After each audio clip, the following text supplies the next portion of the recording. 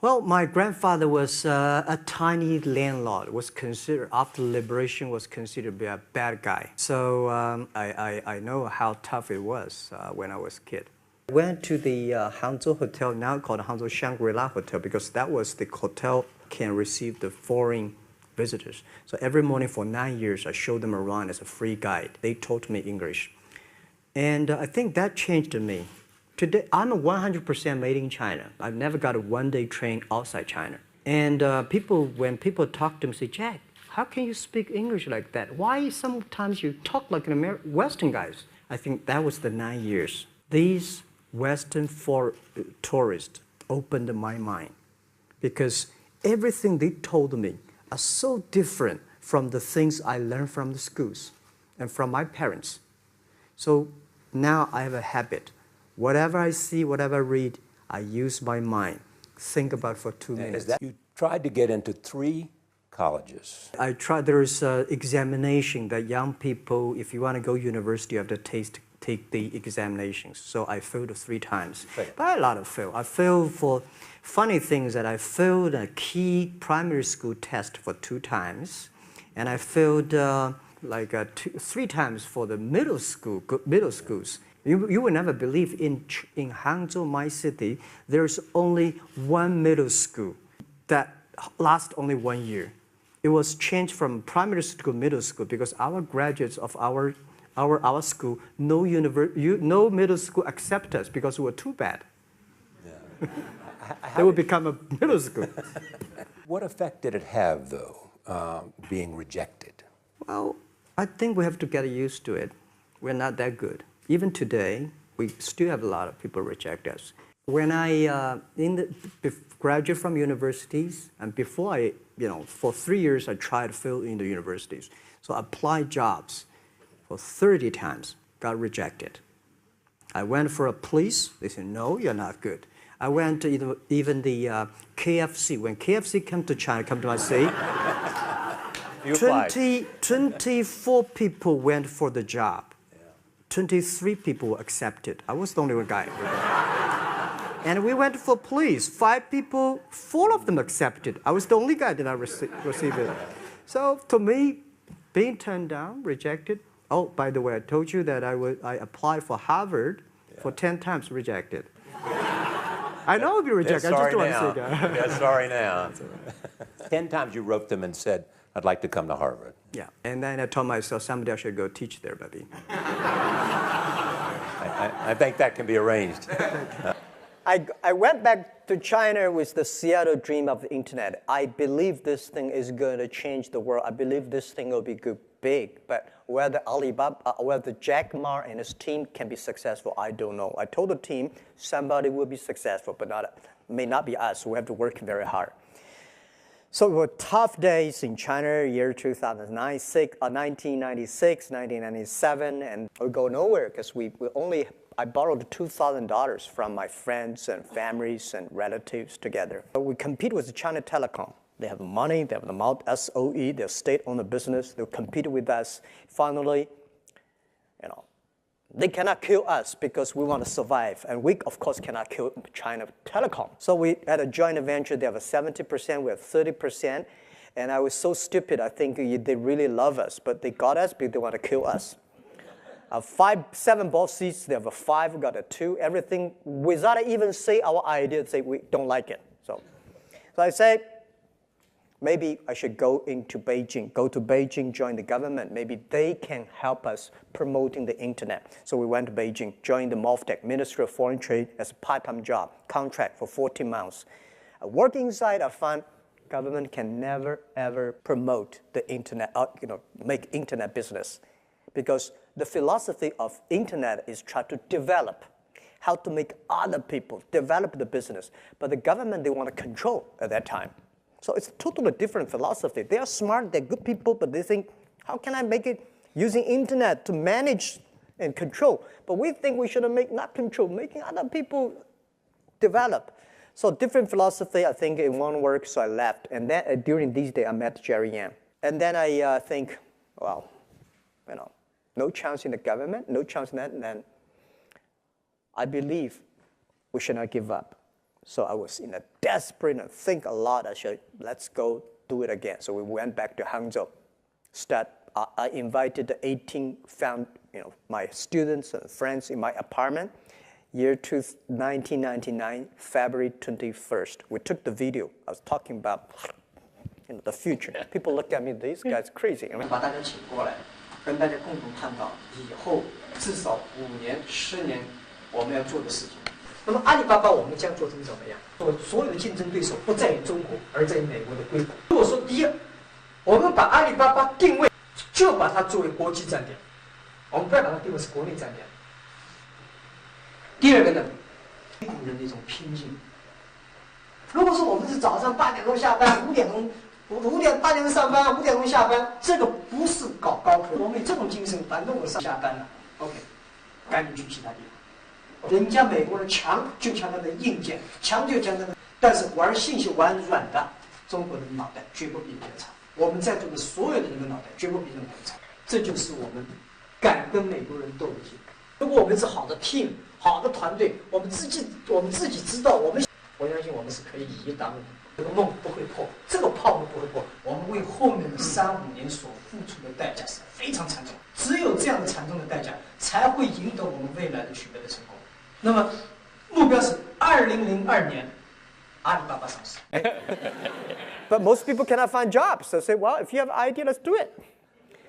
And then, well, good thing is that we keep all the video. Our company probably kept the most of the videos. And most of the companies. Yeah. Every meeting we had in the past 16 years, we videotaped because we know everything, every mistake we made, every decision made in the future, we will give our young people to study us. We're going to open in every 10 years. So 1999, we started the business. And people ask, why not Beijing, Shanghai, why Hangzhou? Back then, Hangzhou is nowhere. And I think at that time, Nokia was so good at that time. And I say, guys, where's Nokia? It's a thing that some small island headquarters there. It's not where you are. I don't see it. It's where your heart is, where your vision is.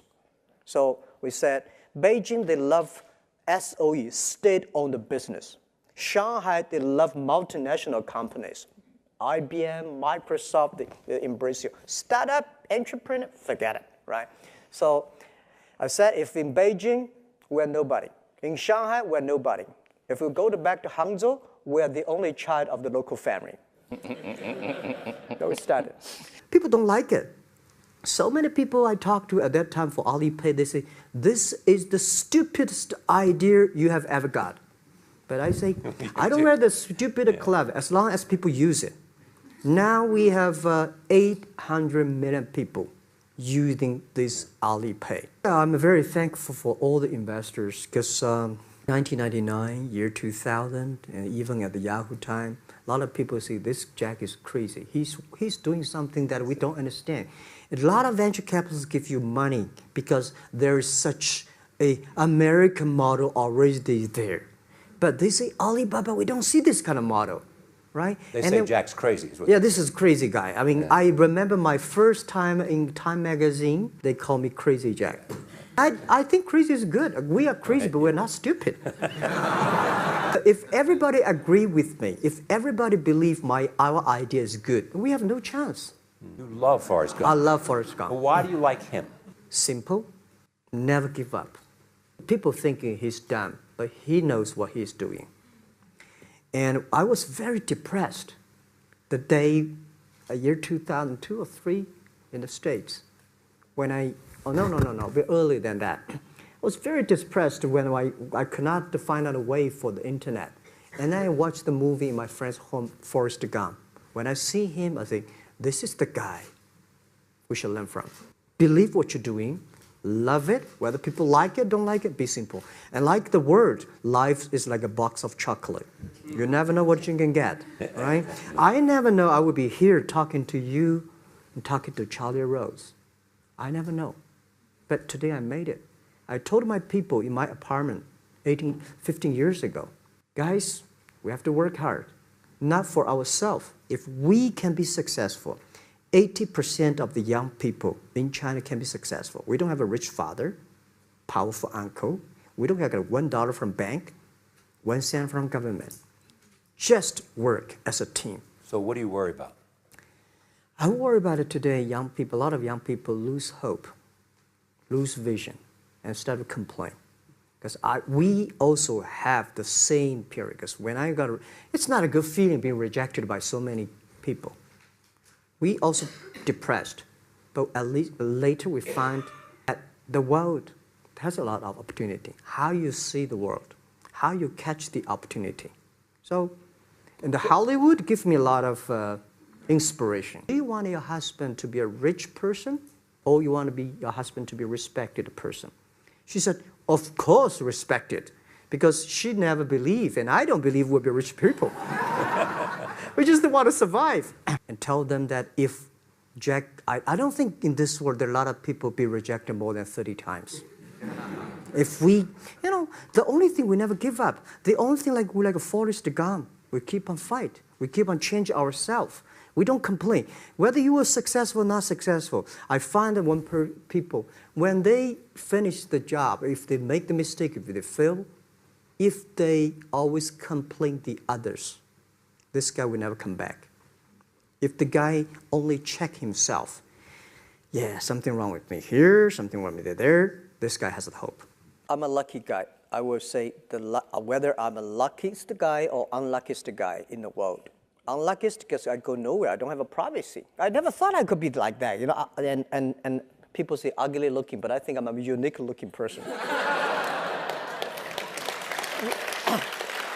Right? People remember me. Nobody will call you handsome. I know that. So you have a terrible view of judgment. So with my background, my family background, with my education background, I would be like -2 or -3 if this is 0. Honestly, because I know who I am from my father, my mother, and my aunts. Nobody in my family that is like a government officer, a business leader. That is why in the past 20 years, we never got even 1 cent from government, 1 cent from the China banks. Because you don't have any guanxi, right? So you just have to do from scratches. And with no matter how hard I work, I probably like a 2 or 3 if there's a 10, 2 or 3, that's my top. But today I'm like a 6. So the 4 difference, that does not belong to me. That's not me. So people think, Jack, you're so good. No, I'm not that good. But people say you're the bad. No, I'm not that bad, right? Well, our model helps those nations have the small business.